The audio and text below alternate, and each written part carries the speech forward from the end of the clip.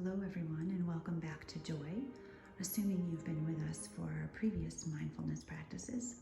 If this is your first time, then again, welcome.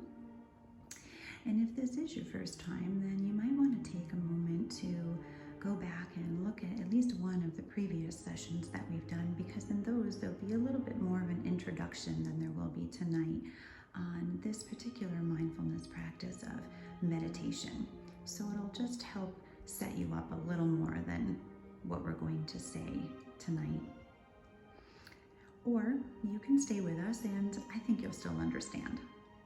And for those of you who have been with us in previous sessions, you'll know that you are going to first find a space in your home or wherever you are that you think will have minimized distractions, so where you'll be the least likely to be interrupted. And then you're going to find a comfortable seated upright position on the floor or in a chair or on a couch or on a bed, but seated and upright. And then, as you know too, you're going to pick a spot for your gaze. So your eyes could actually be closed and you won't gaze at anything. That's an option for sure. But if you want your eyes open, you're going to pick one spot to look at for the whole time that I'm reading to you, and that's something I'm going to be doing tonight. In previous sessions, you've been listening to music. Tonight, I'm going to read to you, and you're going to look at maybe a flickering candle, like I have here, or you might look at something on the wall or the floor. If my eyes were going to be on something, they might be on this stone, and I chose this stone because it represents healing, and I think that's something we all need and that our world needs, and so I have that. You might even keep your eyes open right on this screen and look at that. And then while you're sitting comfortably and quietly, while your eyes are closed or your gaze is set, you will also be noticing your breathing.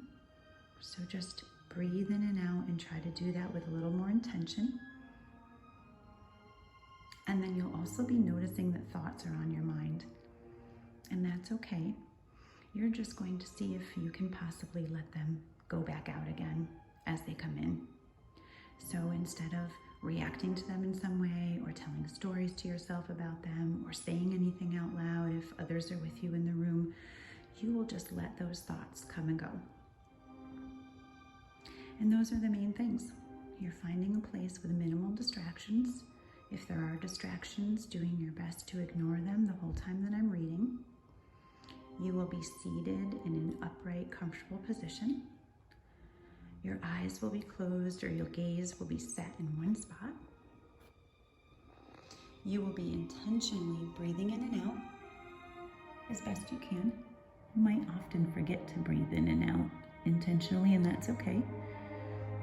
And then you will also just allow the thoughts to come in, but try not to allow them to stick around. And then see if maybe you can keep your awareness always on your breath or on the words that I am reading to you. I'm going to be reading a poem for these 3 minutes instead of playing music quietly for the 3 minutes.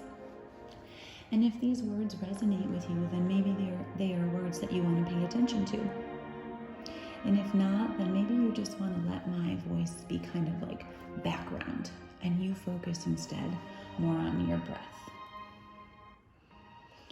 And so I'm going to start in just a moment.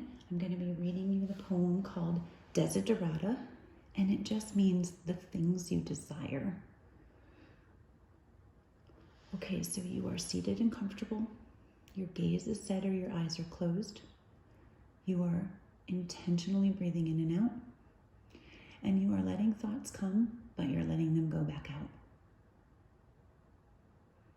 And we'll begin.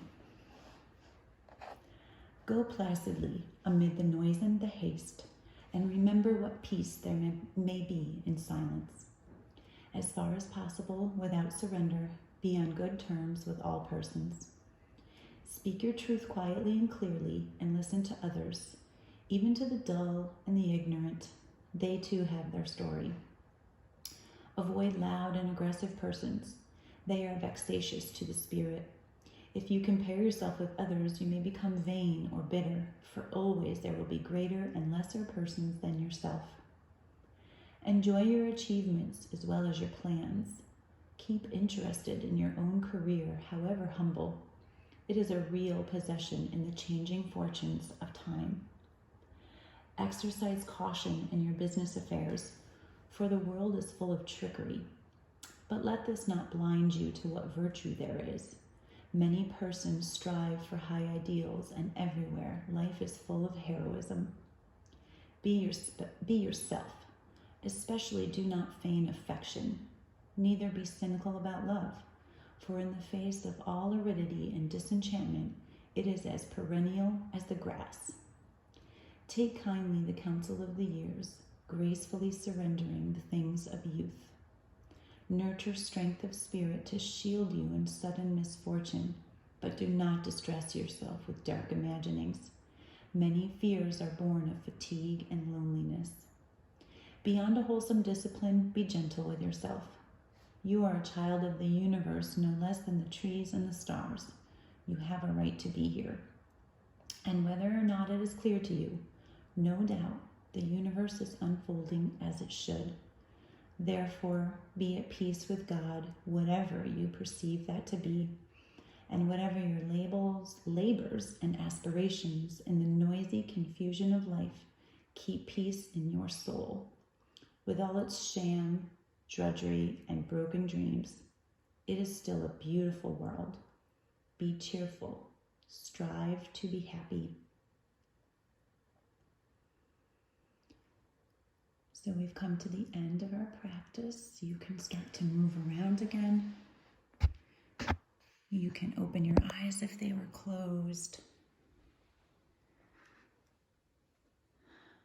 And thank you so much for joining us.